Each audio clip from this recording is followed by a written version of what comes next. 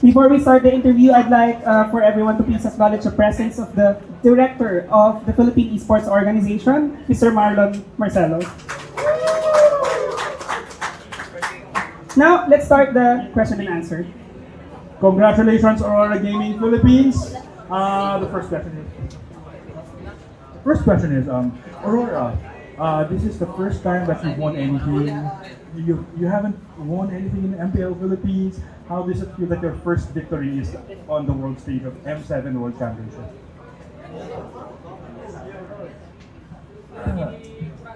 Sobrang saya lang kasi nakabawi na kami sa mga boss namin, sa mga manage, sa lahat ng tao na naniwala sa amin and saka sumuporta sa amin. Yeah, sobrang saya lang namin and thankful kami talaga sa kanila kasi hindi sila bumitaw kahit na hindi pa kami nananalo. Okay, Coach MTV said that we are so happy because we are able to give back to all our fans and to all our bosses in Aurora Gaming, and this is really an exhilarating experience for the team. Question for Coach. Coach, Tagalog, ay English ko na lang dito. Coach, alam naman natin na sinasabi na meron tayong upper bracket versus lower bracket pa. Pero sa inyo, sobrang baliktad yun. So how helpful was the matches yesterday in your preparation against Outer Ego? I think because Atrego has a lot of match yesterday, we were able to find ways in beating them, especially in drafting and in game and in execution because we were able to review a lot of games yesterday, so that's why we were able to really find the way to win against them. Coach, And for the lower bracket, for the upper bracket curse, I think it only works for PH teams.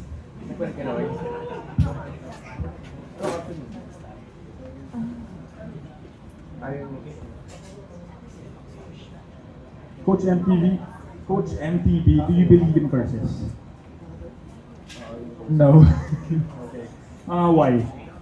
I'm a logical thinking person. So everything I do is logically. I'm thinking about it logically. The next question is for Light and Demon Kite. This is your first. This is the first time you've completed. Sorry. The next question is for Light and Demon Kite. This is the first time that you've completed all the major MLB tournaments. Tell us about how difficult or how tough that journey was for you. Alam ko mag-Tagalog.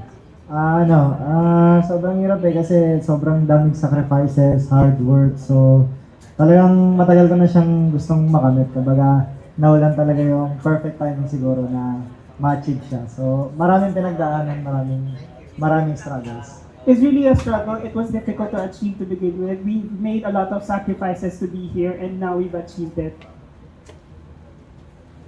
Mahirap I've been chasing it since season 9. And then I got it in season 16, right? Yeah, 16. Tapos sobrang daming learnings and challenges. There are times na I believe na I couldn't make it to the world stage anymore since I'm getting older. But with hard work, discipline, sacrifices, lahat, I still believe that everything is possible. Like follow-up question from the Philippine media, how did Coach Panda's message during the earlier stages or really help the team motivate going into the grand finals match? Yeah, it means a lot to me. I remember kung saan kami nanggaling. Like, yun yung hinahabol namin na achievements, yung worlds, and hindi namin yung nakuha ng together and still kahit na magkahiwalay kami. Lahat ng fights ko sa career ko, sa match ko, dala-dala ko yung lahat ng mga teams ko sa RSG, like sa DPR.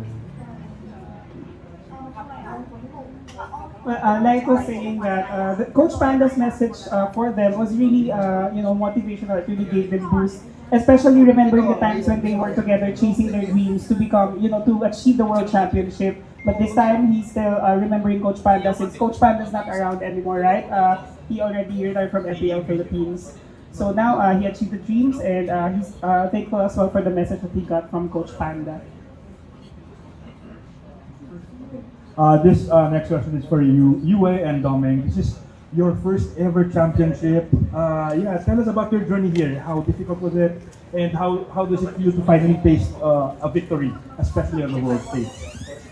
Siyempre, sobrang hirap ng mga pinagdaan namin. Kumbaga, especially nung sa mga grand finals namin, puro kami talo. Kumbaga, sobrang lapit na namin sa kampiyonato pero natatalo kami. Pero this time, nakuha namin yung inaasam namin na kampiyonato.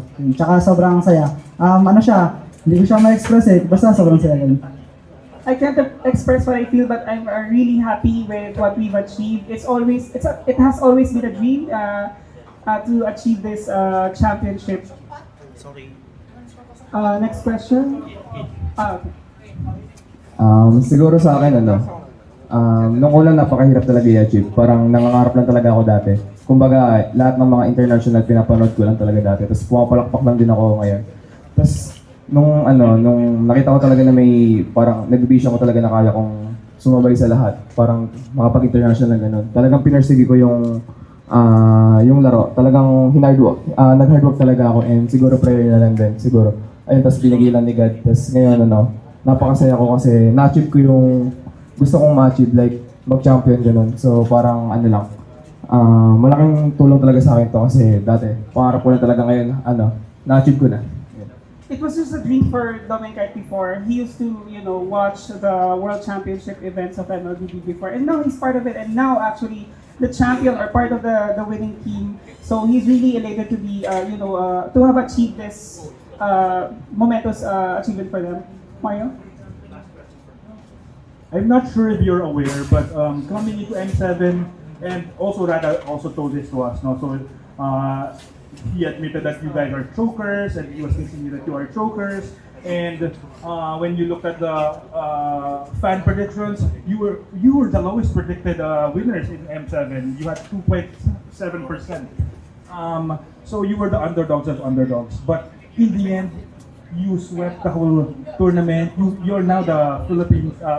You're now the M7 World Champions. What was the mindset experiencing all those negativities and yet becoming champions? I think that's part of being a champion. You really need to take all those things and really learn from it. You were able to surpass it, that's why we were able to be a champion. But without it, I think we won't be able to be champions. Maybe some of the players could also add to that. Edward? Yeah, I mentioned that coming into the tournament, it was Aurora Gaming who was the least favorite, especially in the fans' predictions. They only had 2.7%. And then, as we have talked about earlier, Coach Rada was saying that you guys are chokers, and then he was teasing that you are chokers. But in the end, you swept the whole M7 and became the victors. Yeah. Sa amin kasi in-embrace namin yung pagiging choker namin. And yun yung ginawa namin motivation para mas pagbutihin pa yung ginagawa namin, mas double effort. Stop. And, Translate. Okay, for Edward, he said that we used our label as strokers as a motivation and to be more hungry about the tournament. Yeah. You?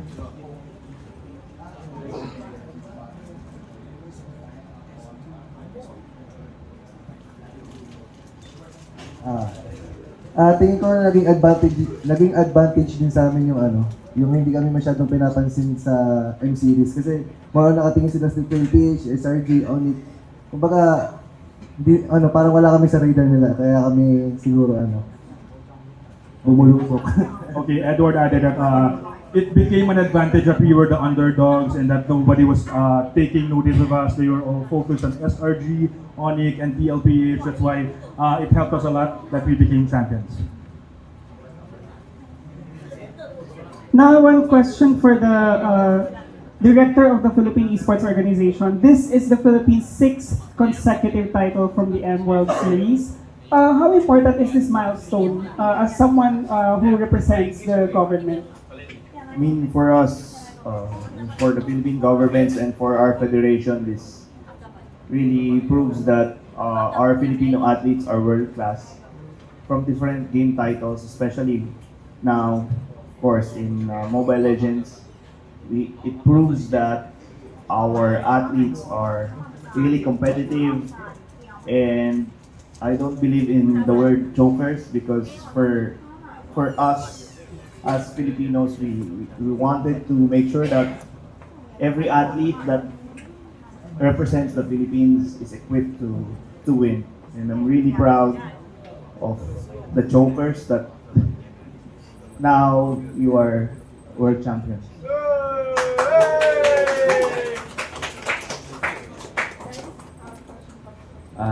Coach, after that, my name is Faisal from Malaysia. Your win to me is a story of redemption a little bit, especially after the M6 performance where you didn't make the knockout stage. So can you describe how it feels like to not only make the knockout but get the trophy? What does this win mean to you and the team?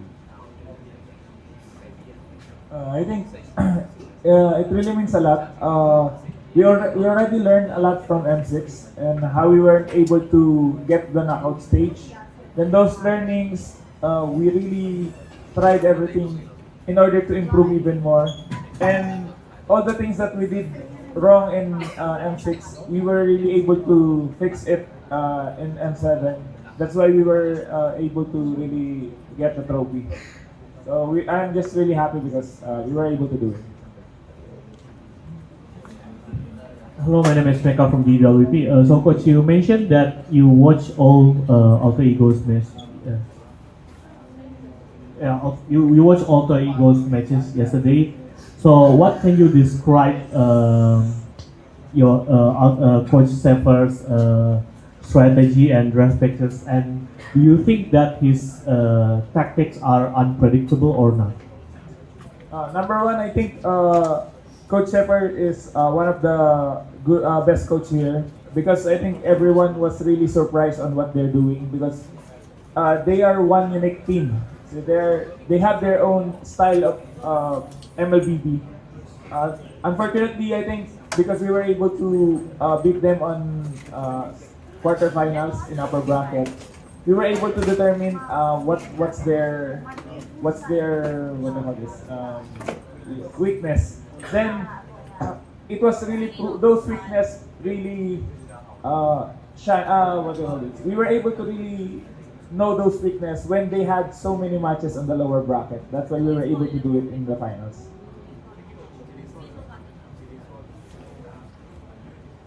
Okay, so it's just a follow-up question from Mecca. Earlier when we asked the coach Saper, he said that you guys play a lot differently rather in the earlier match when you met them. From your point of view, do you also think that they play differently or they still play the same as the game you went before? I think because we already know what they're gonna do. My players were able to really predict what's their plan. That's why they weren't able to play those things that they did on the lower bracket. Thank you. Hello, I'm Rasta. Like to ask to Coach, Alter Ego has spent the entire year preaching the trust the process in quote unquote and building a specific long-term chemistry. As a team, often labeled as an all-star squad, do you feel that elite individual talent and high-level experience can sometimes, in quote unquote, fast-track a process that other teams take years to build? I still think trusting the process is the right way. It's not about getting better players or superstars, making it in your team and you will be champion. It's not the right way. It's not an easy way, and I don't think you can really make someone a champion even though you have 5 superstars. You really need to trust the process on how these guys can play as a team. One last question. Do you think that the rest, the 1 day or 2 days break advantage makes you guys like overpower Alter Ego today? No, I don't think that's an advantage. But because they have this momentum, on the lower bracket. They beat two strong teams, and that momentum really helps a team in the finals. Because the only advantage for us is it already happened to us. During MPL season 16, we had a one-day break, and because we don't have momentum on that one-day break, we weren't able to perform really well on the finals. But this time, we already learned about it. We already know what to do in order to have that momentum. That's why we were able to perform in the finals. Okay, maraming salamat. Congratulations, world champions.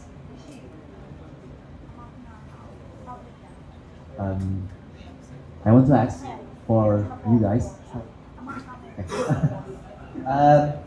What skin did you choose for the M7 skin? Each of you. Maybe each of you. Okay. Start from the left. Aurora. Aurora. And for my final skin, maybe some Cho.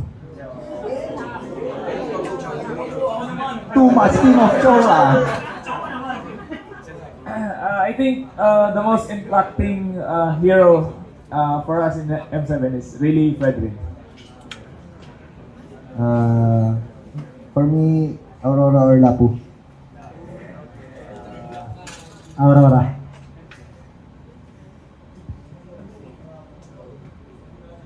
Harit. Anything they want. Thank you guys.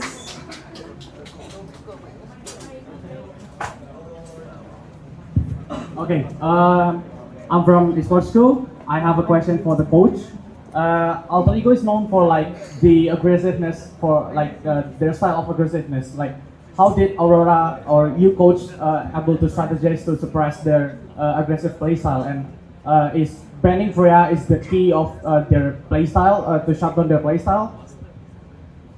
Banning Freya is one of the key because they were Freya is really a good gold lane fighter that is also good in late game. That's why if they pick two fighters, they won't have late game heroes because if Freya is banned. So that's one of the things.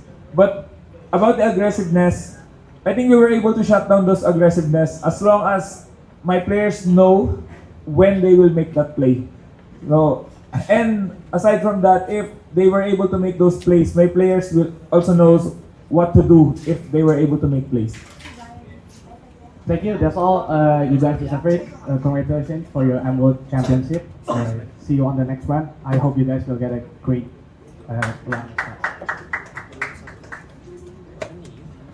Right. If there are no more questions from the media on site, we'll do the one-on-one interviews. Thank you so much.